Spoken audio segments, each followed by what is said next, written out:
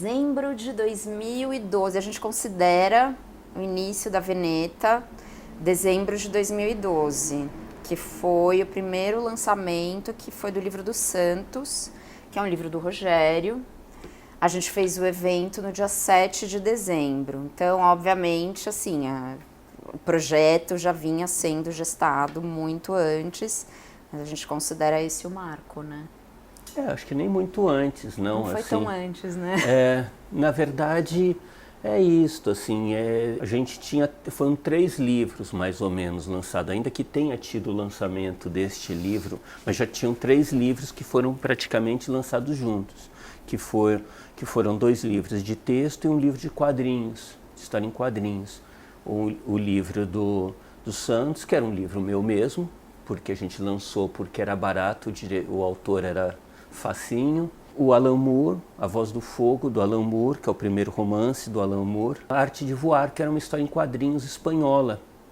É uma história em quadrinhos que deu até início dessa onda de livros, de memórias da ditadura franquista. Foi o livro que motivou, na verdade, o início dessa editora. Eu tinha tido uma editora antes, era a Conrad, uma outra editora, e aí eu vendi a Conrad, eu e os sócios lá vendemos a Conrad, e aí eu tinha me prometido que não ia ter mais editora.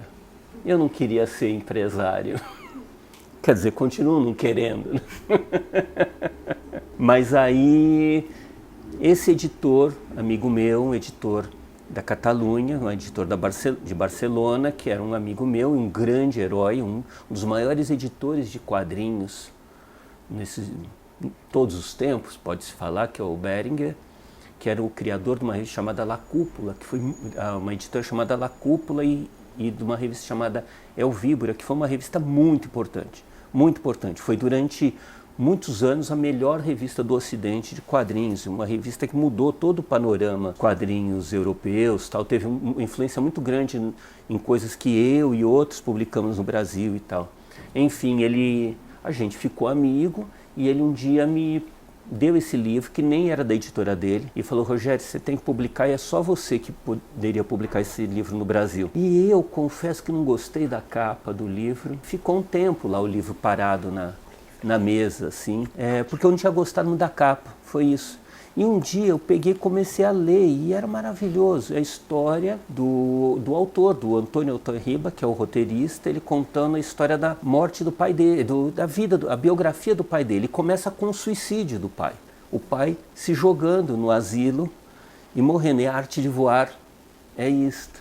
E aí ele vai contar a história do pai, que foi um anarquista, lutou contra o Franco, participou da Guerra Civil, depois foi obrigado, como tantos outros, fugir, foi para a França, na França foi parar no campo de concentração, conseguiu fugir, foi para a resistência francesa, lutou contra os nazistas, aí foi para Marseille, se envolveu com o crime organizado, a máfia de Marseille, não tinha muito o que fazer, e aí acabou sendo obrigado a voltar para a Espanha, baixar a cabeça e trabalhar para um cunhado franquista e tal. Então ele passou a maior parte da vida dele trabalhando sob o Franco, que ele odiava tudo. Então, assim, foi um livro emocionante, foi isso que motivou a existência, assim, porque eu queria publicar este livro. Então, essa editora inicialmente surgiu para publicar este livro, A Arte de Voar, que eu não via como publicar em outro lugar, sabe, também. Então foi aí que começou tudo de novo. Bom, primeiro que tendência de mercado não mora aqui, sabe? A editora chama Veneta, porque a gente publica o que dá na nossa Veneta, sabe? É assim, nunca mais pesquisa de mercado, nunca mais Fox Group, essas coisas todas, não. A gente publica o que é responsabilidade social publicar essas coisas que publicamos. Puxa, quadrinho é isso que a Leca falou, começa bem antes, é porque eu gostava de quadrinho, moleque, eu queria ser desenhista de história em quadrinhos, eu era o desenhista da turma. Se alguém fosse prever o futuro ali, talvez falasse que eu seria um desenhista de história em quadrinhos. Aí comecei a fazer fanzine, e aí começaram a falar que eu podia montar uma revista com meus quadrinhos e outros. E isso daí foi crescendo, que chegou numa hora, virou uma revista mesmo, que chamada Animal, lançada no final dos anos 80. E essa revista publicava muito quadrinho, o quadrinho europeu, quadrinho de vanguarda, basicamente. Quadrinho, sabe, foi a primeira revista a publicar, por exemplo, Love and Rockets, no Brasil. Publicou, bom, várias coisas, Rancheroques, italianos, franceses e tal. E, na verdade, publicou pouquíssimo, só 2 tiras minhas, porque quando começou a ver aquele material e era tão bom que eu tinha vergonha de colocar minhas coisas lá, nunca mais fiz quadrinhos. Mas, enfim, sempre teve essa ligação.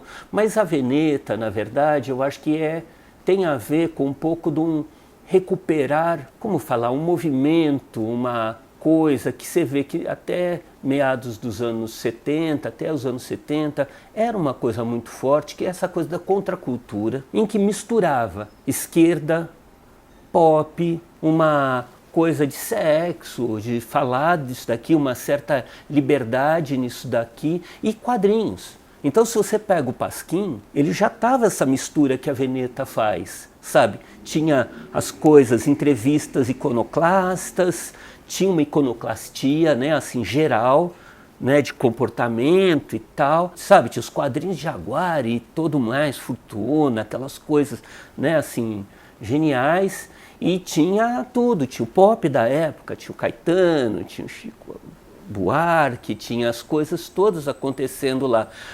Para mim, assim, uma coisa que foi uma referência muito grande na minha vida inteira, assim, foi o Versus, um jornal do Marcos Ferman, que também tinha isso daqui, era quadrinhos esquerda radical, trotskista e tal.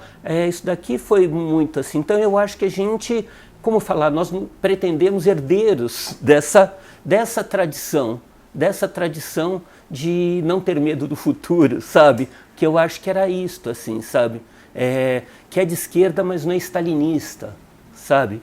Que é isto que a gente pretende fazer na editora, sabe? Que sabe, que eu acredito mesmo, acredito sinceramente nos jovens. Eu acho que as coisas estão melhores agora, sim, desse aspecto, são melhores, tem coisas sensacionais acontecendo. Não, é só para complementar que, assim, acho que os quadrinhos, a Veneta começou muito como uma editora de quadrinhos, apesar de já desde o início ter publicado um pouco de ficção, né? Teve o Alan Moore, logo também no primeiro ano teve a Daiane de Prima, que era o Diário de uma Beatnik, mas eu acho que o projeto surgiu mais para publicar quadrinhos. E aí as coisas foram acontecendo e a gente começou a 2013, né, junho de 2013, e aí acho que foi o primeiro livro ali mais político, né, que a gente publicou, que foi o 20 centavos. E aí a gente começou a abrir mais espaço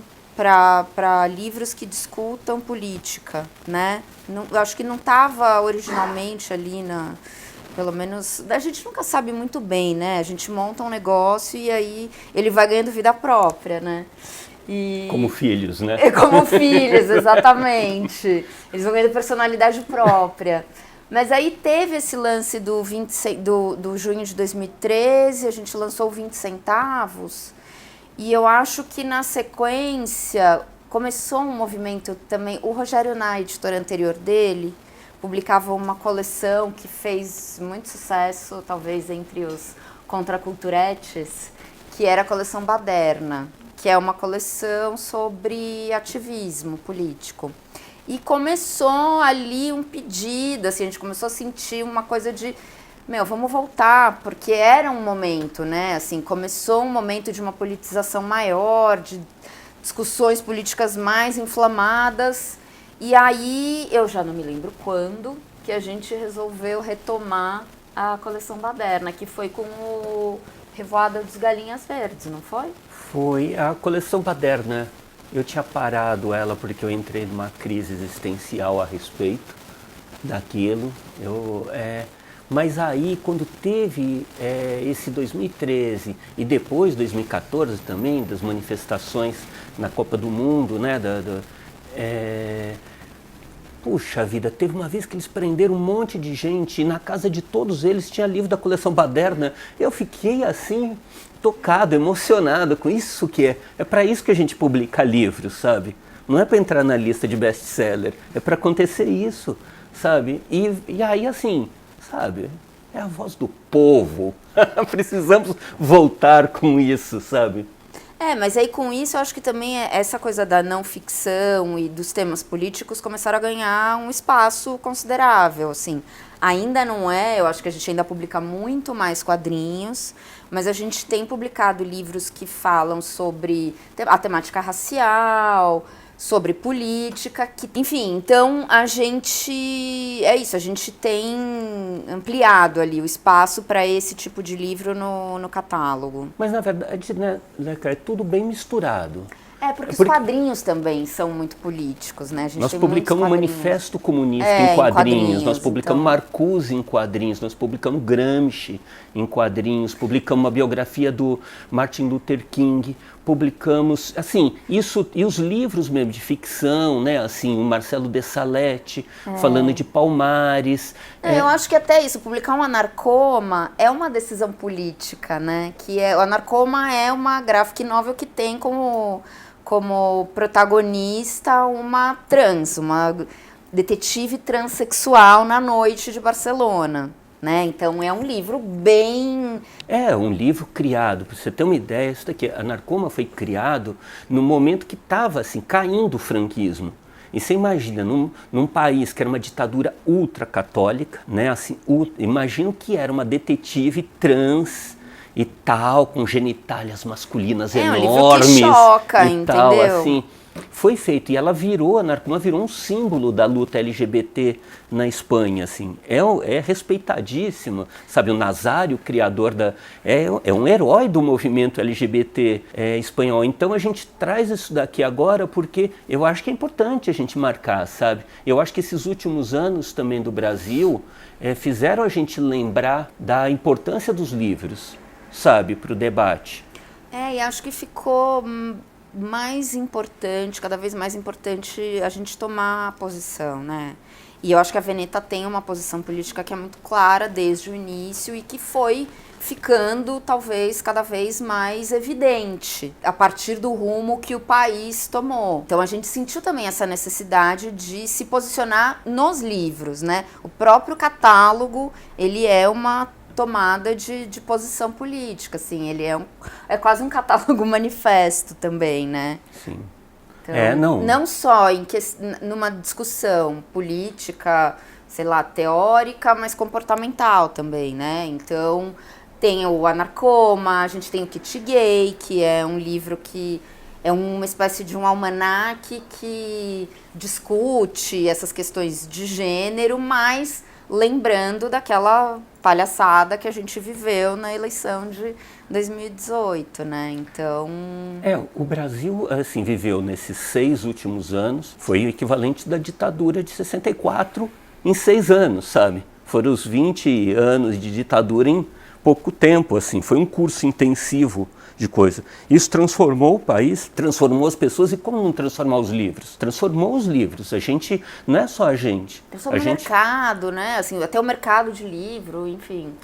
Mudou muito, a gente fala, até a própria relação, você vê com os editores, entre editores, passou a ter uma relação de camaradagem muito grande, porque tivemos que passar por um período de resistência, né, assim, de resistência, quer dizer, estamos vivendo, porque, né, assim, mas foi de um ataque ao livro, de um ataque à cultura, assim, que não tinha, eu de vez em quando até fico assim, imagina que essa gente tivesse ganho, o que teria sido se eles tivessem aprendido, com tudo que eles aprenderam em 4 anos, imagina que eles fariam em 8, né, assim, foi uma guerra assim, porque você imagina, a gente passou 6 anos que a gente não sabia o que planejar, o que ia acontecer, o que seria o próximo ano, a gente não sabia.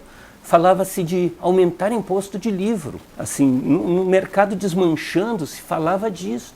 Então, assim, os editores passaram a se conversar muito mais. Hoje em dia existe uma ligação entre todo mundo tem suas características próprias, até ideologias diferentes, mas todo mundo entende que a importância da circulação de ideias, a importância da variedade, da diversidade contra um pensamento obscurantista e tal, que, sabe, foi uma coisa nesse sentido fantástico que aconteceu. Assim, foi muito, assim, como estivéssemos acompanhando a resistência dos movimentos sociais. A resistência dos movimentos sociais inspirou todo mundo das artes, né? Inspirou todo mundo da cultura. Na verdade, a editora era para chamar Amok. A gente começou com o nome... Amok é um nome, um termo da Malásia, para aquela loucura que dá em animais, em elefantes. Começou com elefantes, que era aquele ataque de fúria que ele sai destruindo tudo repentinamente. E isso também acontece com pessoas. A pessoa sai com facão, matando todo mundo e só dando um tiro para parar aquela pessoa. Aí a editoria ia chamar Amok. A gente chegou a lançar um livro chamado pela Amok, que foi o Revanchismo. Aí quando foi começar mesmo a editora, ia ser a Amok, que era um coraçãozinho, bonitinho o logo, assim, que nem da Paçoquinha Amor.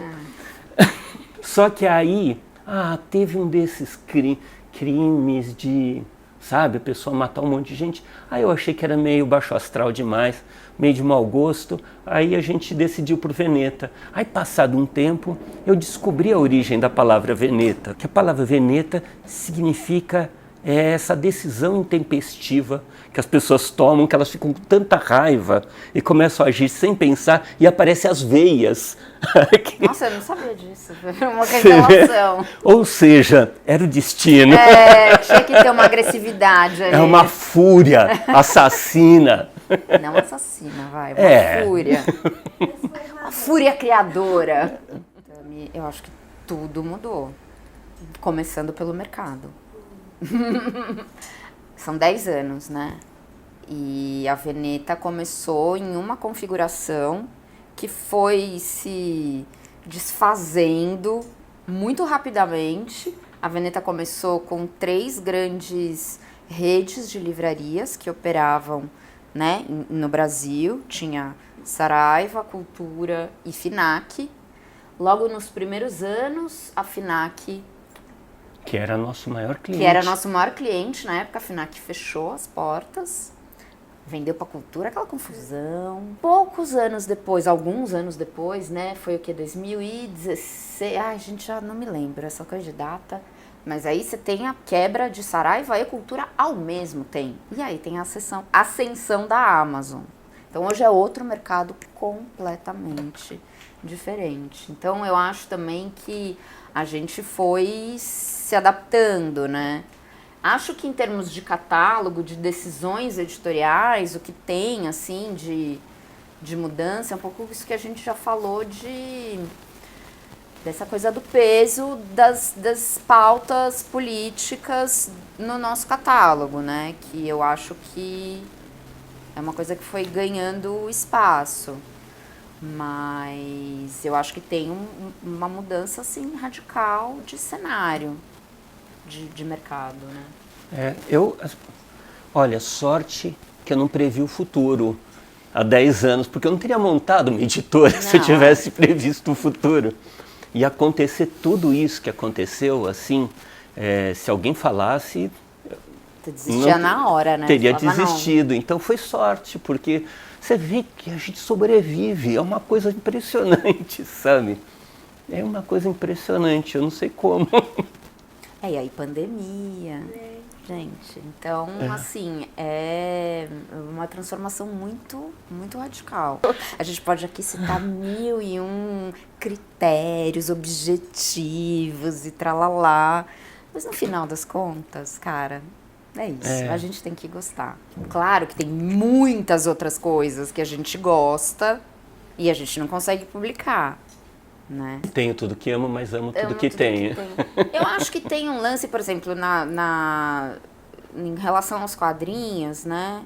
A gente está interessado em quadrinhos autorais, porque as histórias em quadrinho, o mercado de história em quadrinho é muito grande, né? E você tem aí uma linha dos quadrinhos industriais, essa coisa dos super-heróis e tal, que não nos interessa, não só os próprios, né, que já tem donos, esses super-heróis, já tem as Marvel e DC, mas a gente também não se interessa muito por esses derivados, entendeu? Essas emulações de super-herói, Batman, sei lá o quê. Então a gente tá sempre... Eu acho que tem essa coisa de, a gente se interessa pelos autores. Então, quem tem alguma coisa para dizer, alguma coisa nova, original, a gente começa a prestar atenção, sabe? Assim, e alguma coisa para dizer em termos de história, de roteiro, de narrativa e de desenho, de traço, né? É bem subjetivo. Eu acho que tem um negócio como leitor também, sabe? A gente está, né, assim, eu estou lendo quadrinhos há muitas décadas.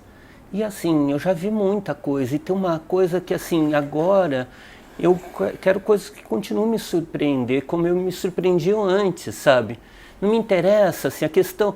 tem tudo isso daqui, esse quadrinho industrial, a gente divide, né? Os quadrinhos industriais, os quadrinhos autorais, né? Que o autor é dono do título, que o autor que cria com liberdade aquilo lá. E o quadrinho industrial, o que a gente está falando? Está falando desse quadrinho que a empresa é dona dos personagens, a empresa contrata os artistas para desenhar a história daqueles personagens, e isso está acontecendo há 30, 50, 80 anos, né? Um Super-Homem tem 80 e tantos anos, né? Então, assim, isso não me interessa, porque também como leitor, sabe, eu já li. Eu já sei. O que me interessa muito é coisas que eu olho e falo, não estou entendendo. Tem muita coisa que a gente publica que eu não estou entendendo, e essa é a razão que eu publiquei, para ver se eu venho a entender. Eu publico o Quintanilha, sou amigo do Quintanilha, do Marcelo Quintanilha, há 30, 40 anos, e eu até hoje me surpreendo, sabe, assim... Quando chegou esse novo livro dele, Escuta a Formosa Márcia, eu fiquei meio perplexo, sabe? Como é que surge isto? Parece uma coisa meio, sabe, mística, sabe? O cara, como é que ele consegue entrar na cabeça de uma enfermeira do SUS, sabe? E descrever aquilo, descrever uma reza numa prisão feminina, na periferia do Rio de Janeiro. Como que consegue? E que as pessoas que veem isso, as pessoas que estão lá, identificam, falam, é isto, sabe? Ele faz uma história, Tungstênio, sobre Salvador, se passando em Salvador, e os baianos falam, sabe? A crítica baiana, até que enfim, alguém que reproduz o jeito de maneira correta, sabe?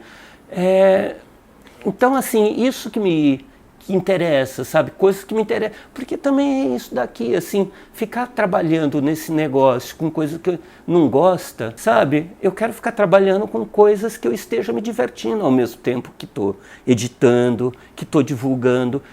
Sabe, assim, eu acredito, sinceramente, na função social da Veneta. Eu acho, tem essa coisa, né, que eu acho que é muito em relação aos quadrinhos, mas a gente tem ali algumas pautas e alguns critérios também mais objetivos, especialmente com os livros de não ficção, né? Então, tem alguns assuntos que nos interessam.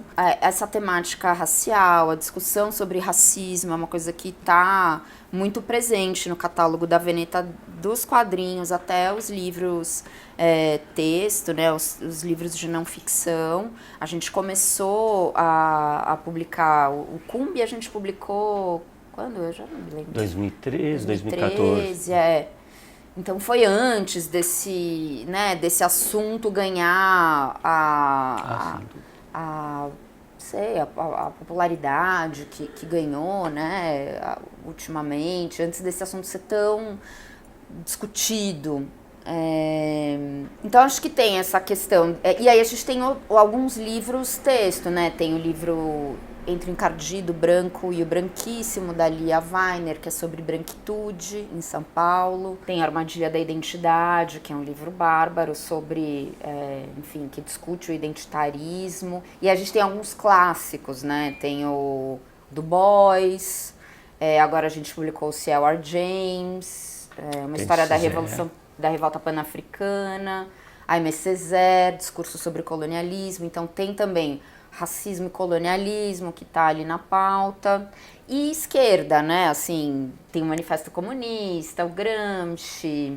A gente lançou um livro também sobre as bolcheviques, que são pequenas biografias das mulheres que participaram da Revolução Russa. E no ano passado a gente lançou, vou fazer aqui também o meu momento merchan, a gente lançou o nosso selo Infanto Juvenil, que é o Outra História. Tá tentando levar para esse público essas pautas que são caras à Veneta, né? E também esse mesmo olhar. E a gente tem quadrinho e livro ilustrado. Também não é só quadrinho, mas o antirracismo. Mas tem essa discussão de cultura afro-brasileira, cultura africana. A gente tem um livro que é um poema de um autor africano, nascido no Burundi, radicado na França. Então o livro fala sobre a infância dele no Burundi. A gente tem os afrofuturistas, que aí sim é um livro é um quadrinho de super-herói, mas são super-heróis afrofuturistas que tem todas as referências da cultura e da mitologia africana e afro-brasileira. Tem já 7 livros.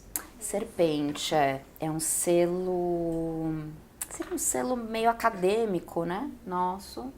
Mas a ideia do selo Serpente é mais porque assim, a Veneta tem uma postura mais, como falar, agressiva, essa coisa mais de humor e tal. E aí tem um pedaço sério que vai chegando, os livros vão chegando pra gente, sabe? Tem muita coisa. E aí e o Serpente foi, na verdade, até uma coisa muito ligada por várias razões que a gente começou a fazer livros ligados à educação, ao tema educação.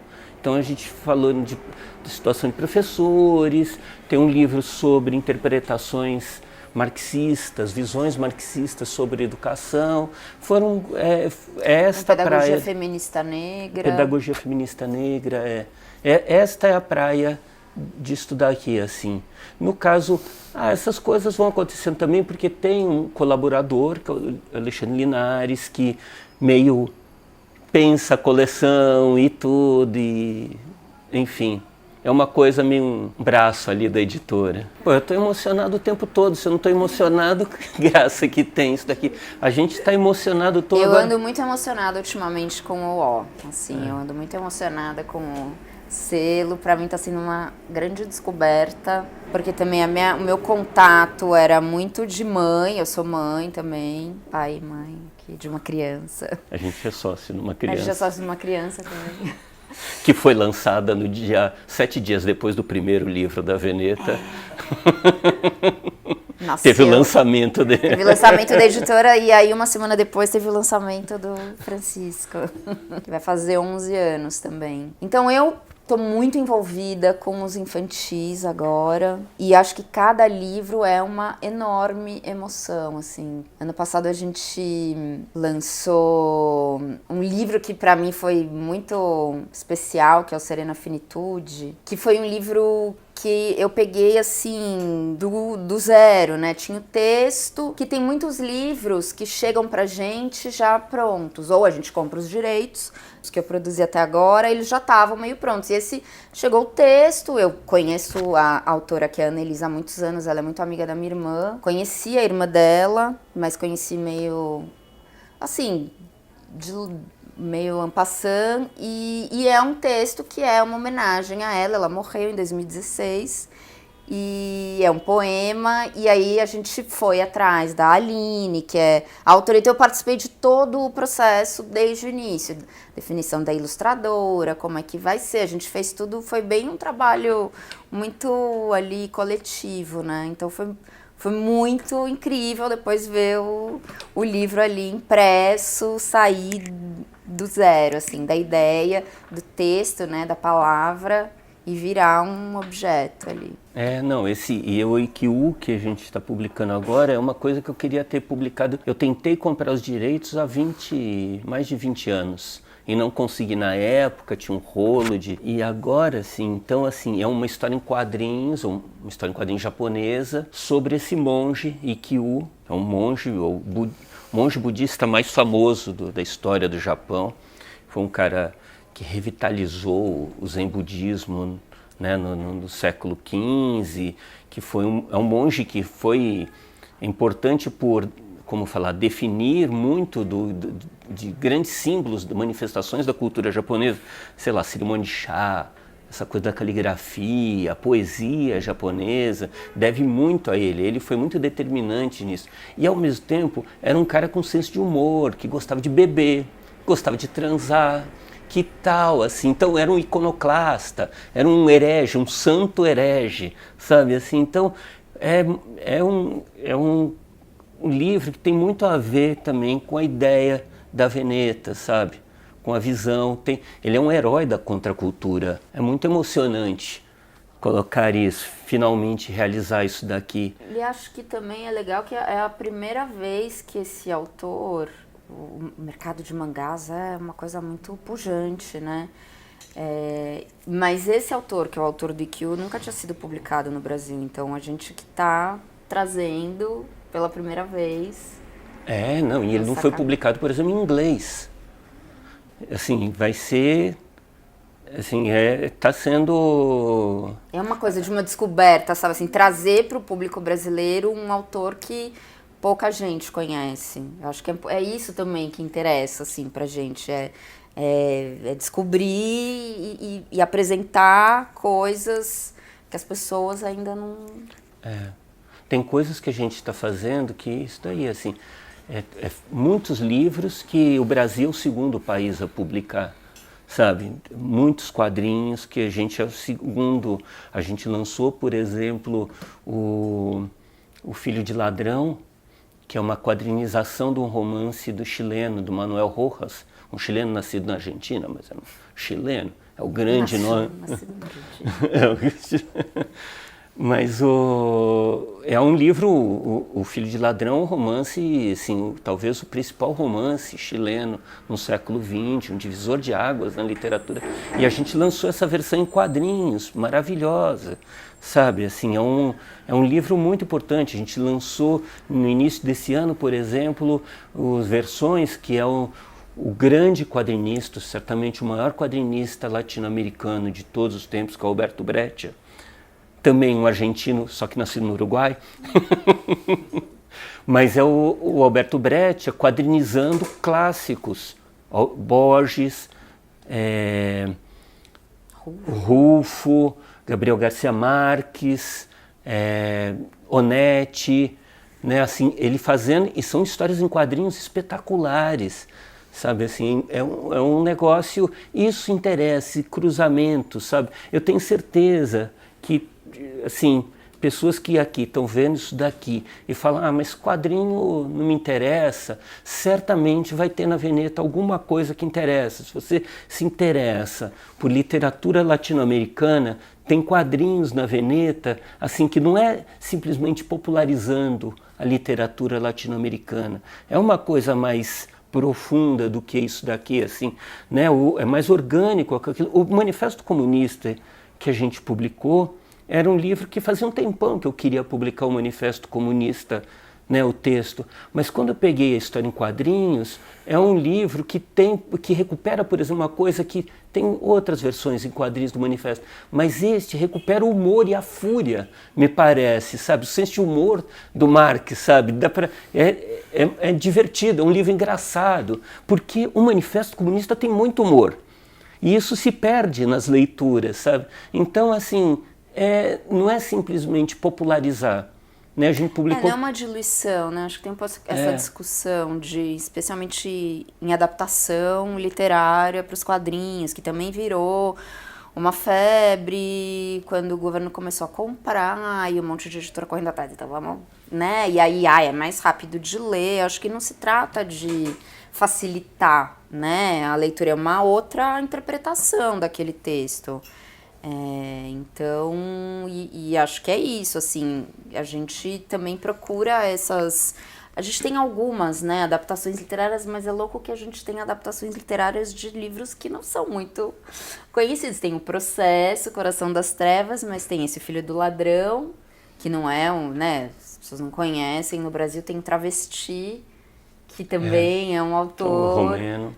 Um autor romeno, que também pouca gente conhece. Mas a gente se interessa por adaptações que tragam um novo olhar, entendeu? Sobre aquele livro. Não é uma coisa de, vamos simplificar a leitura ou resumir o texto, né? Não é definido por causa de, vão vender para a biblioteca. Não é isto. O livro tem que ter valor por si próprio. E é isto, assim, a gente publicou esse, por exemplo, Coração das Trevas, o roteirista mistura o diário do Coração das Trevas, do Conrad, com o diário de viagem dele, e faz uma coisa, e a desenhista é uma desenhista etíope, fantástica, assim, e ela dá um outro olhar naquele negócio tudo. Então é uma coisa muito especial, assim, é isso que interessa pra gente, sabe? E acho que tem uma coisa interessante que, assim, é isso, o Rogério, ele desde sempre é o leitor de quadrinhos e é o editor de quadrinhos. Eu não era uma super leitora de quadrinhos. Eu confesso que eu comecei a ler com frequência, com mais fôlego, aqui, né, na Veneta. Eu li na infância, as Turma da Mônica, Disney, aqueles clássicos. Depois, adulta, eu fui ler, assim, Marjane Satrapi, Persépolis, que foi um negócio, nossa, não existe isso, que coisa, fiquei encantada.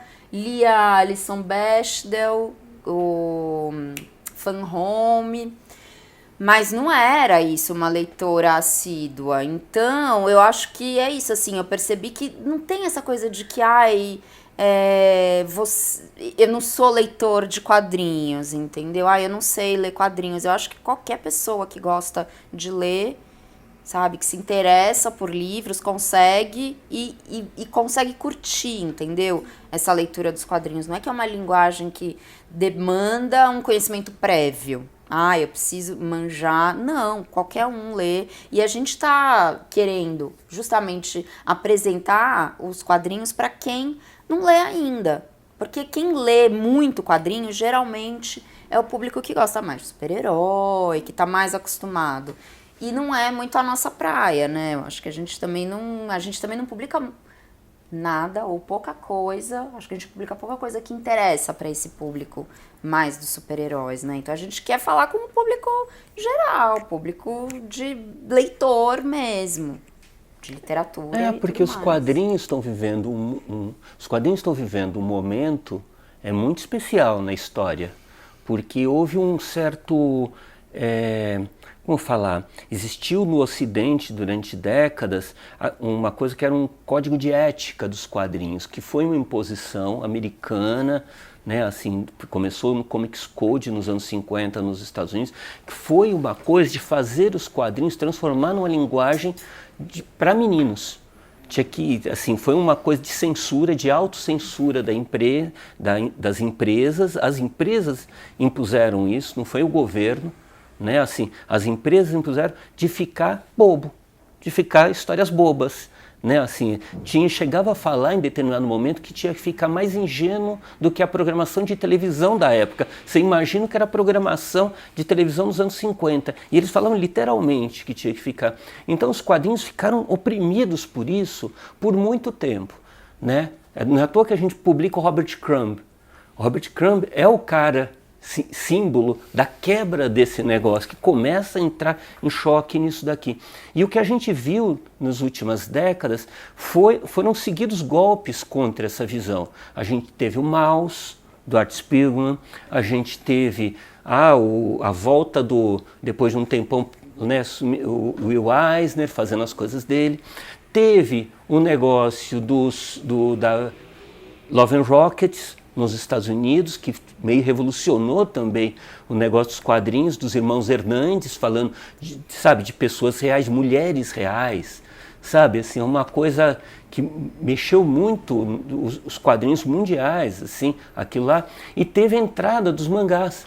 E com os mangás, que, assim, é claro, as pessoas estão acostumadas com os mangás, que é adaptação de desenho animado e tal, mas é uma coisa muito mais ampla isso daí. E os mangás, o que eles trouxeram? Trouxeram esse formato de muitas páginas, em preto e branco, histórias longas. Quando começa a fazer isso daqui de histórias longas, as histórias começam a poder ser mais complexas. E as histórias passam a não depender tanto de personagens, né? Porque antes tinha que ser o gibi de 48 páginas, as pessoas já tinham que conhecer o personagem, porque não dava tempo de explicar o que era aquilo. Então mudou muito. mesmo assim, essa onda, né, da Marjane Satrapi e tudo, tem a ver com a entrada desse negócio. Maus, Love and Rockets, mangá, tudo isso daqui influenciou o mundo, que revolucionou, né? Porque os mangás passaram a invadir as livrarias, né? Então, assim, isso tudo foi libertador. Tudo isso eu estou falando para dizer que, assim, tudo isso fez com que você vê o panorama de quadrinhos, por exemplo, no Brasil hoje, não é, assim, podemos falar, nunca na história deste país. Nunca na história deste país o Brasil já viveu grandes momentos de quadrinhos. O Brasil já tem uma história riquíssima de grandes autores de quadrinhos, desde o século XIX. Mas nunca houve um momento de tamanha variedade e força e volume de autores novos. Sabe, teve um momento, por exemplo, do Pasquim, que era aquela onda de quadrinho de humor. Tinha muito quadrinista de humor, né? Teve um momento de quadrinhos de terror. Nos anos 60, nos anos 70. Não, o que está acontecendo agora é que tem humor, tem terror, mas tem quadrinho falando de história, tem quadrinho falando da vida nas cidades, tem quadrinho falando de Palmares, tem quadrinho falando de mulheres, sabe, de uma enfermeira negra do SUS, quadrinho falando de Carolina de Jesus. A gente publicou uma biografia da Carolina de Jesus em quadrinho. Tudo está acontecendo. É um pedaço em que o Brasil está se enxergando. Está começando a se enxergar. Durante muito tempo, os quadrinhos, mesmo os quadrinhos brasileiros, até as latas de lixo, eram latas de lixo de americano. As casas eram casas de americano. Os prédios desenhavam, eram aquelas escadinhas com janelinha. Sabe, era uma repetição do que se via nos Estados Unidos. O Quintanilha foi uma coisa que causou um grande impacto. Eu fiquei muito chocado quando eu vi o interior de um ônibus. Eu nunca tinha visto o interior de um ônibus brasileiro dentro de uma história em quadrinhos. E, de repente, eu vi ali, aquilo foi uma coisa chocante, é muito estranho. Então, assim, está acontecendo esse movimento de redescoberta do Brasil. E você vê, é uma coisa tão interessante que não é uma coisa restrita de São Paulo, Rio. Está acontecendo isso daqui no Brasil inteiro. Tem quadrinho na Amazônia, tem quadrinho no Nordeste, no Mato Grosso. A gente está, neste momento, produzindo quadrinhos com um autor de Espírito Santo, um autor gaúcho, dois autores da Bahia. Sabe, assim, tudo ao mesmo tempo acontecendo. E, ao mesmo tempo, tem negros, brancos, mulheres, gays, sabe, tudo. Tudo produzindo, todo mundo. Tem a feira PocCon de quadrinhos LGBT e fica lotada. Mas então eu acho para quem está ajudando muito a enxergar o Brasil. Isso que a Leca falava, não lia quadrinhos, porque também não tinha essa coisa acontecendo. É natural que as pessoas não lesse tanto quadrinho. Como é natural que as pessoas não bebessem tanto vinho antigamente. Já era muito vinho ruim, sabe? Agora tem um monte de vinho bom, Mas é mais ou menos isso daqui, assim. Antes não tinha tanto quadrinho que interessaria, por exemplo, uma mulher adulta. Agora tem quadrinho para mulheres adultas. Tem quadrinhos que são o equivalente a Helena Ferrante, tem quadrinhos que são equivalente, sabe, a tudo, cada coisa. Tem quadrinho de bobagem, tem quadrinho profundo, tem quadrinho chato, tem quadrinho tem tudo acontecendo em quadrinhos. E de uma maneira, como falar, de uma linguagem que está se descobrindo. Isso tudo não é simplesmente a mudança de temas, é mudança também de maneira de desenhar, de pensar, sabe? Então eu acho que está emocionante o que está acontecendo com os quadrinhos. Não só da editora Veneta, viu? Tem várias editoras fazendo quadrinhos, publicando quadrinhos interessantíssimos. Está acontecendo uma revolução. Eu acho que quem gosta de ler deveria olhar, porque está muito interessante. Nosso público é o mais legal que tem. Não, mas assim, eu tenho uma simpatia imensa, porque eu acho que estamos falando a mesma coisa, sabe? Eu acho que são criadores. Sabe, a Veneta tem uma coisa da gente falar, da gente esperar que as pessoas não é só ler, mas das pessoas. Eu quero livros que transformem a vida das pessoas e que as pessoas retribuam transformando o mundo também, sabe? Eu gosto dessa ideia, sabe, de livros que ajudem a criatividade, não necessariamente que as pessoas vão desenhar história em quadrinhos ou vão fazer livros, mas que aquilo seja transformador.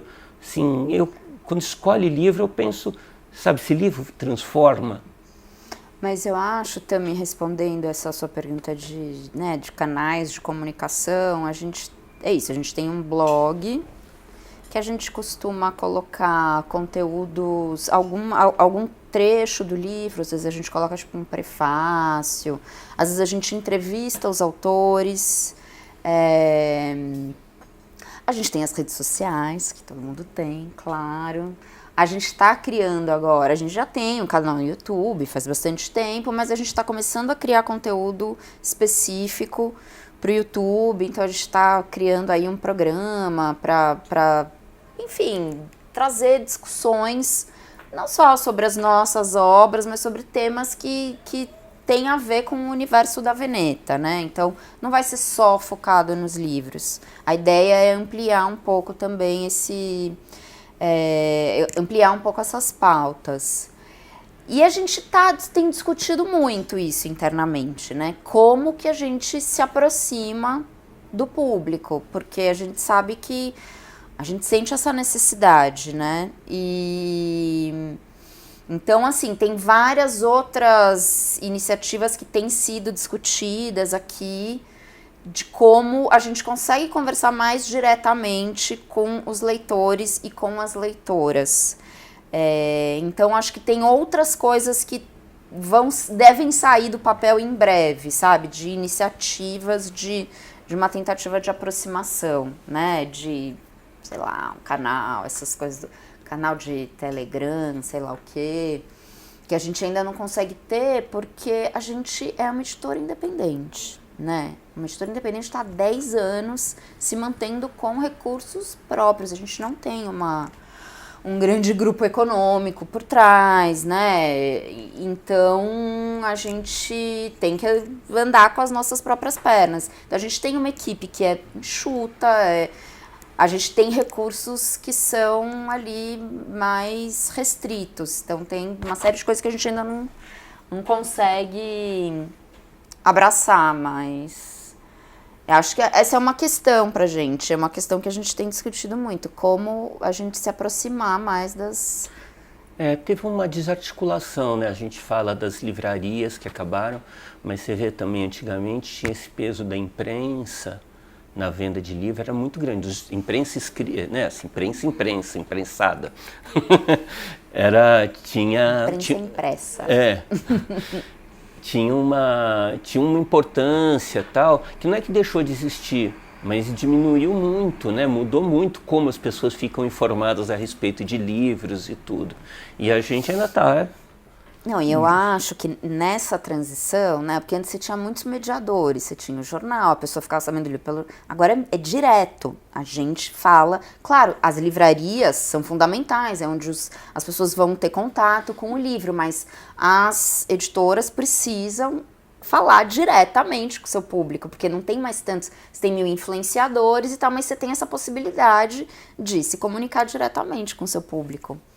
E que é uma coisa incrível, né? Eu acho que também é uma coisa que foi mudando, foi ganhando importância nesses 10 anos, né? O que mudou? Acho que uma das coisas que mudou foi a forma como a gente se relaciona com o público, né? Que hoje em dia a gente tem que se relacionar de uma forma muito mais direta. A gente tem as redes sociais, que é um canal de... E agora, além das redes sociais, você tem essas outras possibilidades de fazer o canal do Telegram, do não sei onde. A gente tem as newsletters também, que eu acho que pra gente são muito importantes e eu acho que vale a pena assinar, porque tem descontos especiais, tem promoções exclusivas que acontecem só para quem tá na newsletter.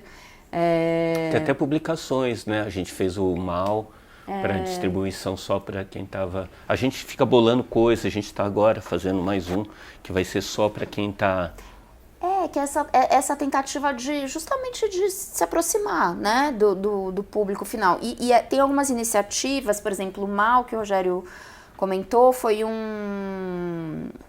uma publicação que a gente fez durante a pandemia, que era de graça, mas era um negócio incrível, tinha Crumb. Silvana Gerra, tinha... Quem mais? Eu não me lembro agora. João Pinheiro?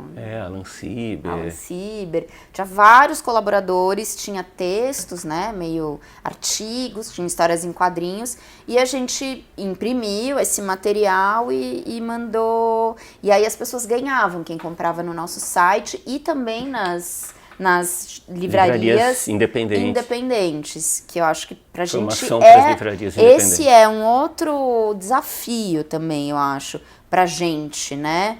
Que pra gente é muito importante fortalecer as livrarias de rua. Então a gente precisa ter essa comunicação, esse canal direto com o público, mas a gente precisa também fortalecer esses outros atores aí do mercado, né, que são fundamentais para a sobrevivência da editora, da cena de quadrinhos, da cena literária no geral. Então a gente fica o tempo todo assim, sabe, pensando em estratégias para resolver tudo isso, né, todas essas... Falar com o leitor, falar com o livreiro, possibilitar também... dar visibilidade para o livreiro, que acho que também é importante. Sim, a gente tem a nossa venda direta no nosso site, mas a gente precisa também que as pessoas comprem nas livrarias, né?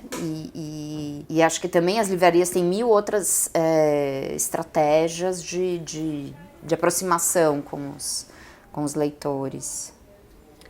Porque essa coisa que desarticulou das livrarias é isto, né? Assim que eu acho que talvez seja a tragédia, assim, o termo é esse, o que está acontecendo com o negócio de livraria no Brasil. Talvez não, acho que sim, é uma coisa catastrófica, assim, culturalmente para o país, assim, você vê, assim, até tem alguns programas muito falhos do governo de apoio aos autores, de apoio às editoras, tem aqui e ali prêmios e tal. As livrarias são a ponta mais frágil que está dentro daqui, não tem apoio nenhum, não existe nada, sabe, assim, e talvez a coisa assim, sabe, eu acho que as livrarias deveriam ser tratadas como centros culturais, tem sabe, uma política de participação, aquela coisa de parceria público-privada, tinha que ter com as livrarias, livrarias deveriam... É o fim de picada, porque o que aconteceu no Brasil foi que essas grandes redes se espalharam pelo Brasil, se espalharam por todas as regiões, e quando elas quebraram, deixaram vastas áreas sem livraria nenhuma. Tem cidades grandes sem livraria, sem uma livraria boa na cidade. Tem cidades grandes, tem cidades com universidade. Assim, São Paulo é cheio de livraria, mas vai para a Zona Leste. Não tem livraria nenhuma. Você anda quilômetros e quilômetros que você vai achar vários pet shop, você vai achar, sabe, um monte de coisa, você não vai ter uma livraria. Então, assim, eu acho que o governo deveria ter uma política.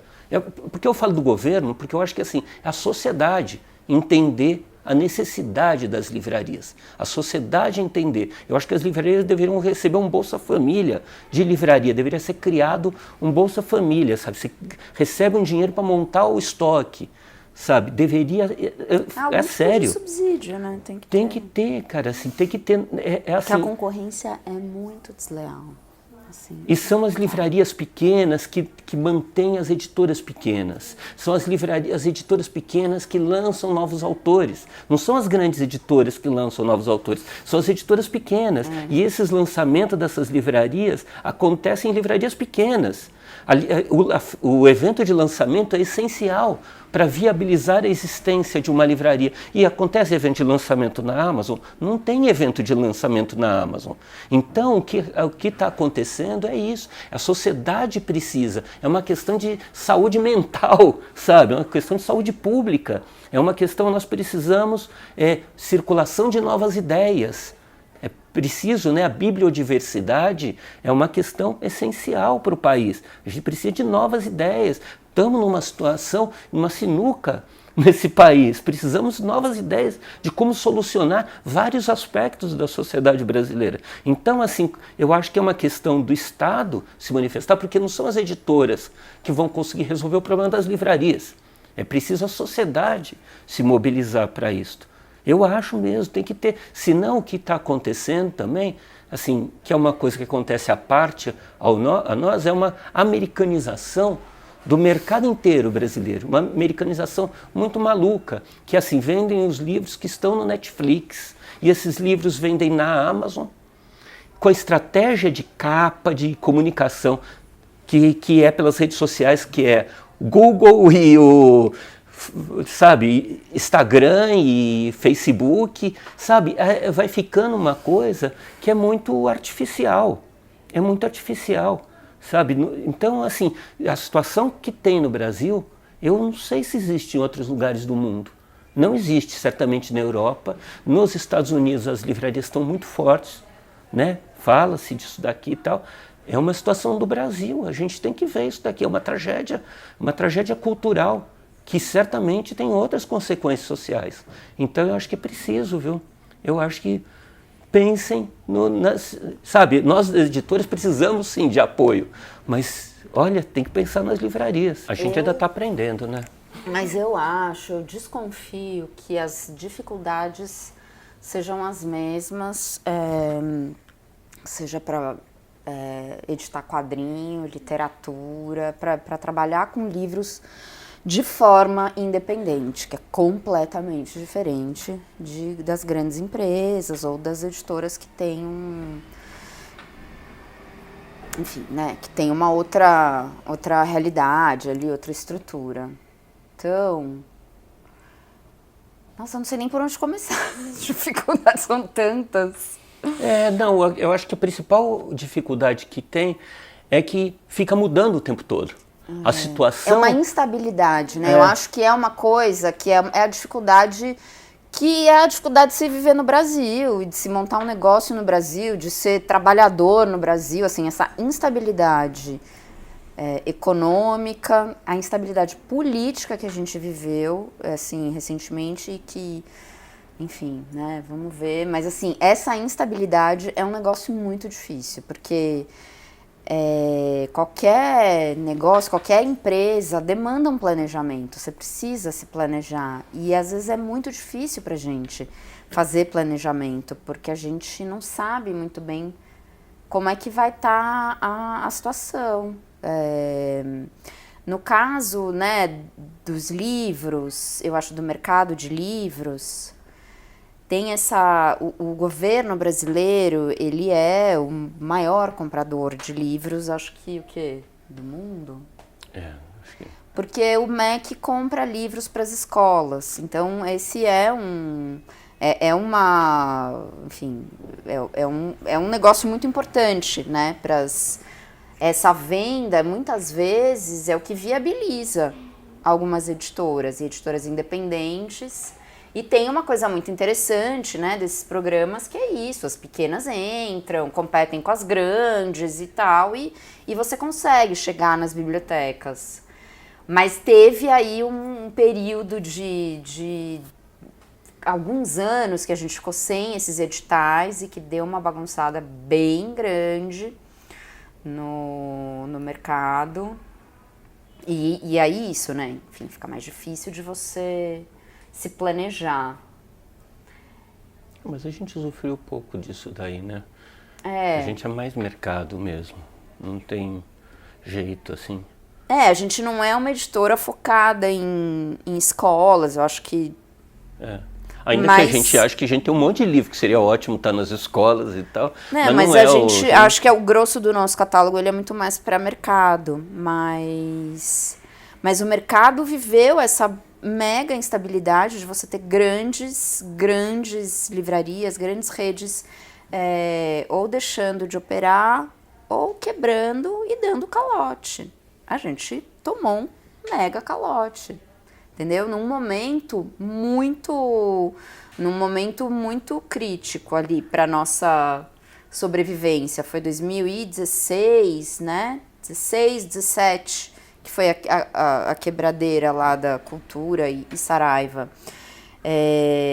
A gente teve que ir pro Catarse, por exemplo, né? Que eu acho ótimo, assim, foi uma super experiência. Acho que o Catarse tem sido uma coisa muito importante para fomentar os quadrinhos no Brasil. Tem muitas editoras que foram montadas e que estão operando com base no Catarse, com muito sucesso, lançando coisas incríveis, assim, uma super produção e que se viabiliza no Catarse. Não é o nosso caso, a gente teve uma experiência só, né?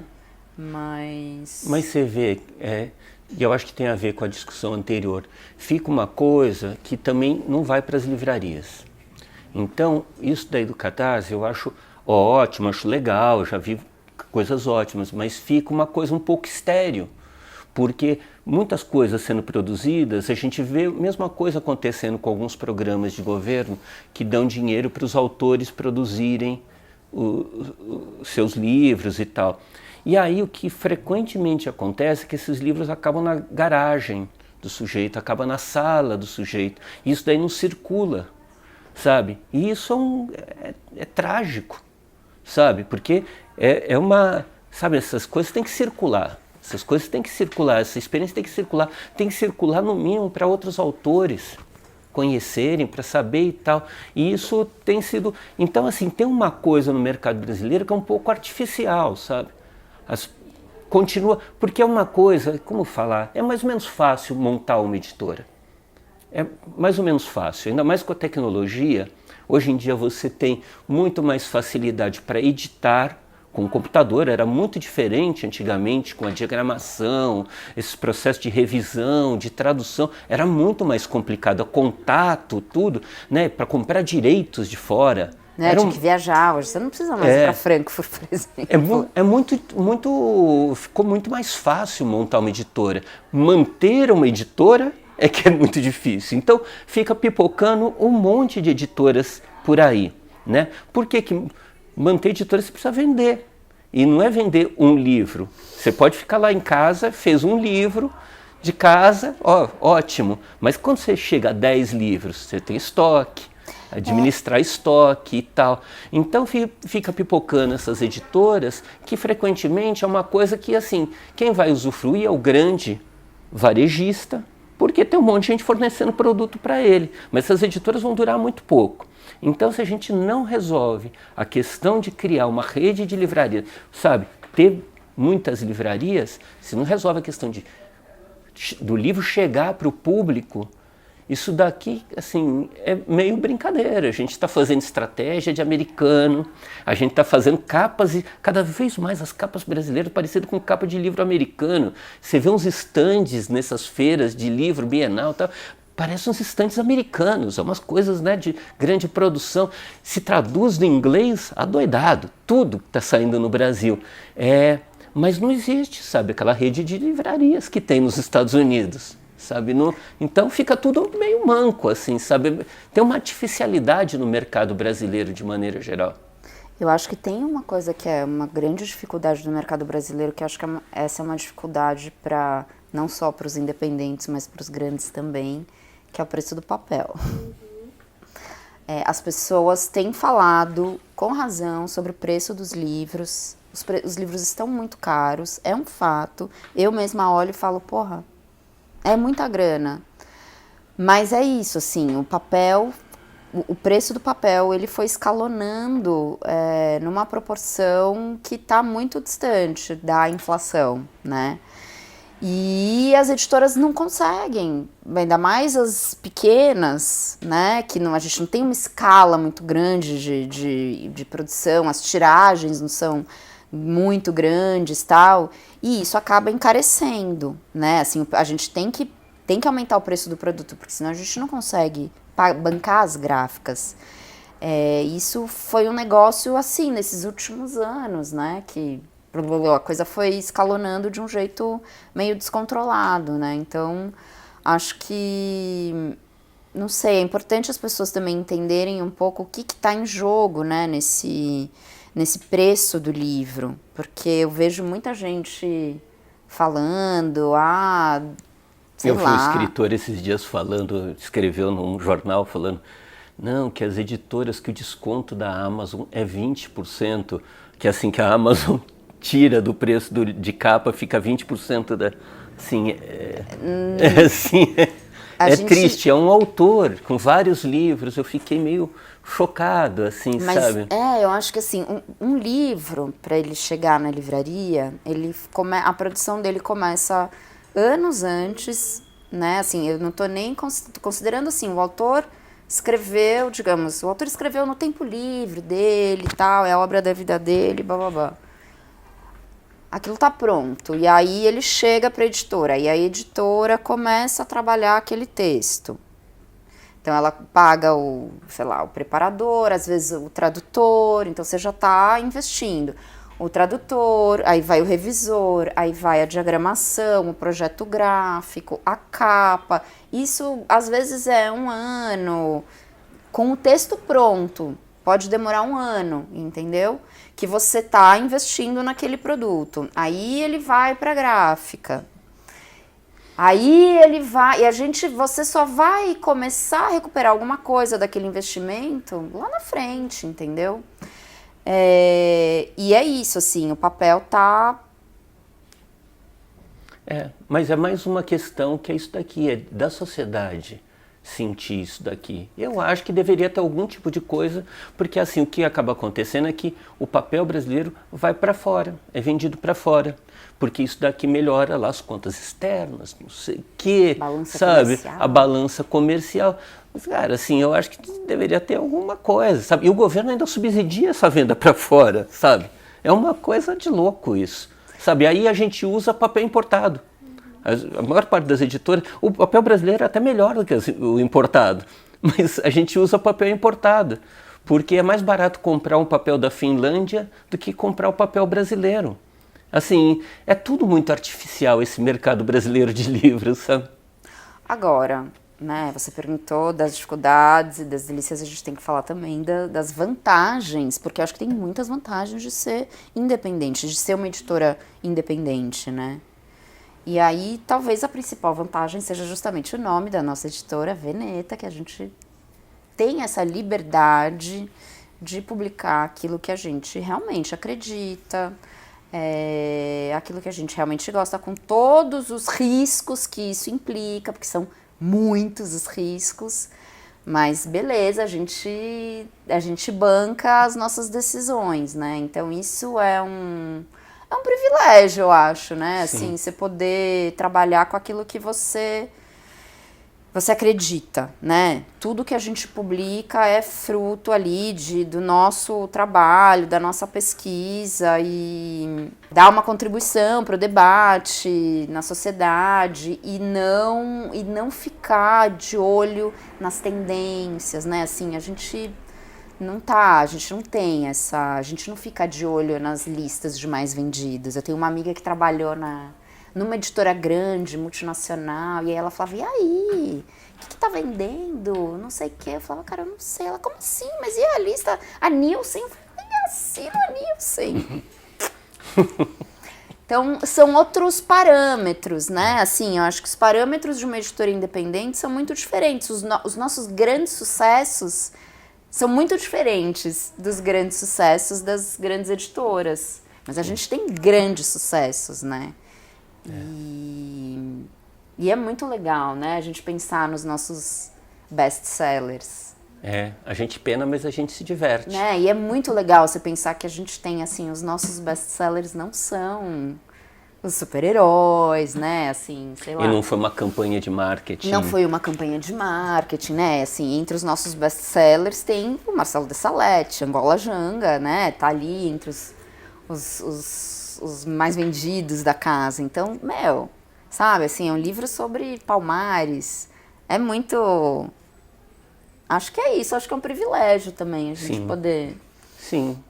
Não, E assim, quando tiver a revolução anarco-comunista, eu vou pedir para os camaradas deixar eu continuar fazendo o que eu estou fazendo agora.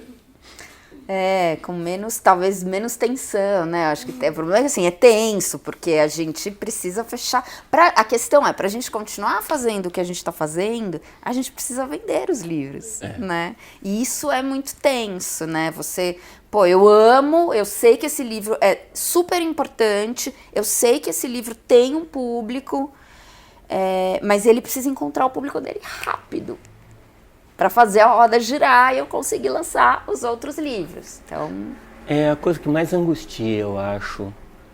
A gente, na verdade, é isto, né? Assim, tem os livros que você sabe que as pessoas gostariam, que o livro é bom, não é simplesmente que ele tem uma qualidade e tal, não sei o que, não. E ele é bom também de divertido, ele é legal, ele é e tal. E a gente não conseguir fazer chegar no público.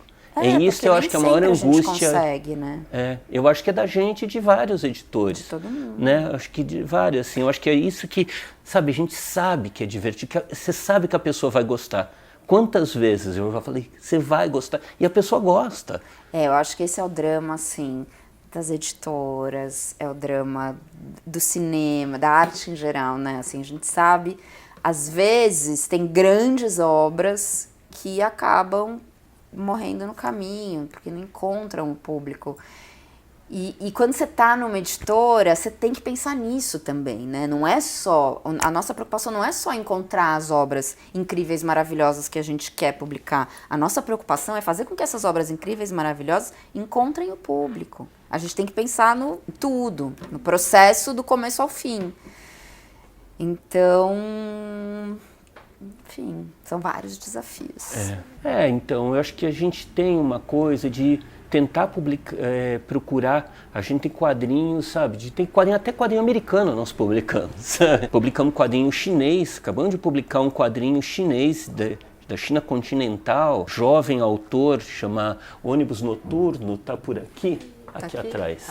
Esse ônibus noturno, que é do underground chinês, sabe? Assim, é uma das estrelas do novo underground. E é uma visão da China muito diferente do que a gente espera, sabe? É uma outra coisa.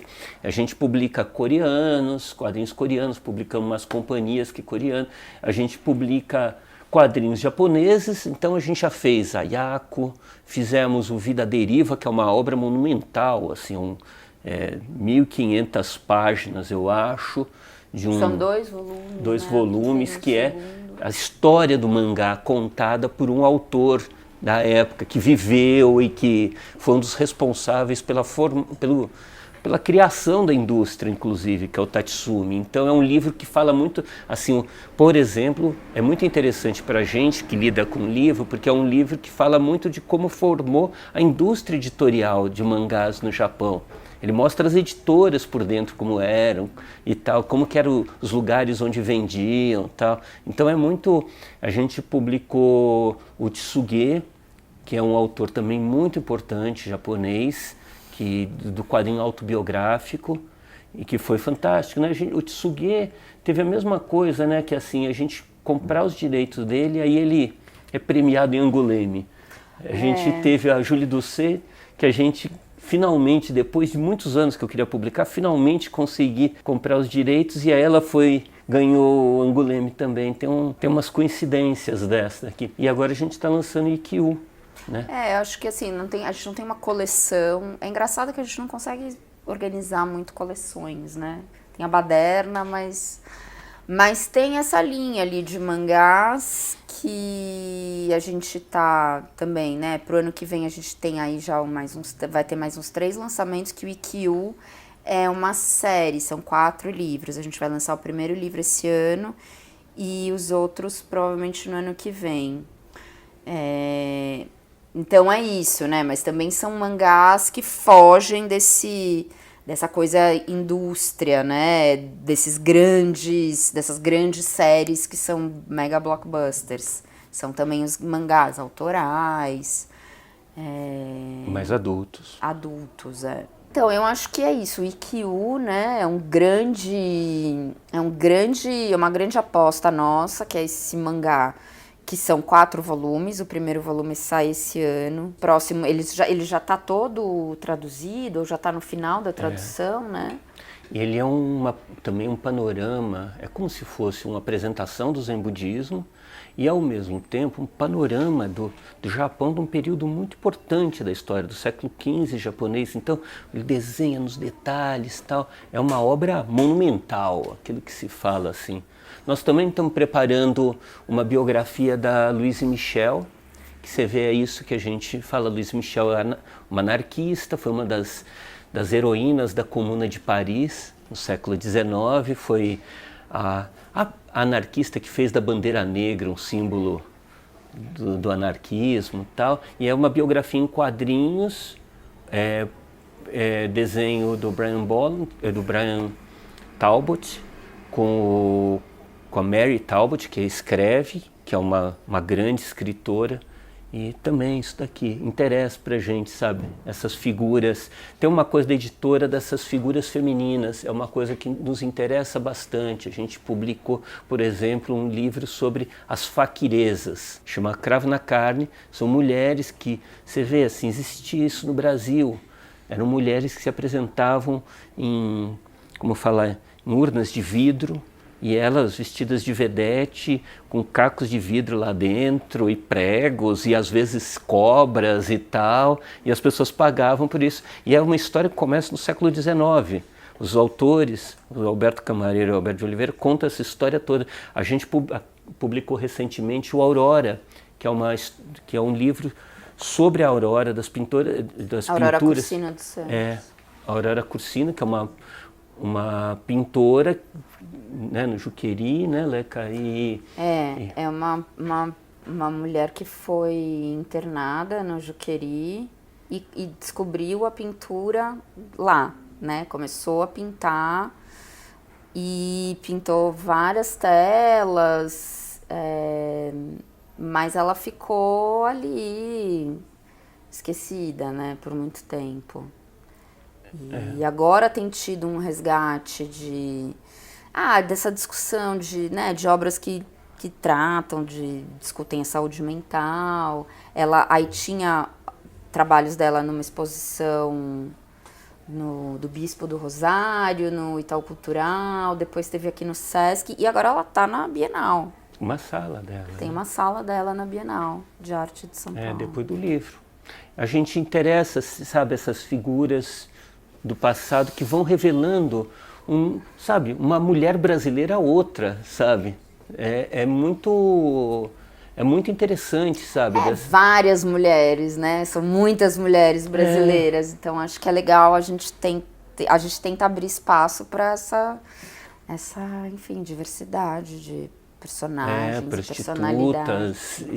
A Aurora era uma prostituta, também não assim, acho que como não tá muito documentada a vida dela, né? Então tem uma série de informações ali que são... A Silvana também não crava muito ali no livro, mas ela muito provavelmente era uma prostituta. Não, sim, foi, sim. Era uma prostituta. A gente tem a Monique Prada também, que é a autora do Puta Feminista, que é uma prostituta, uma super liderança do movimento de trabalhadoras sexuais no Brasil. Pensadora. Uma militante, uma pensadora dessa pauta, né, dos direitos das trabalhadoras sexuais. Olha, a gente é uma editora pequena, então procura a gente. A gente nem sempre consegue chegar até você, procura a gente. A gente está aqui. A gente está nas redes sociais, a gente está no Instagram, no Facebook, no Twitter, a gente tem o nosso site, a gente está nas melhores livrarias, não vou dizer que a gente está em todas, porque também, né? Mas a gente está em muitas livrarias e, cara, leia quadrinhos.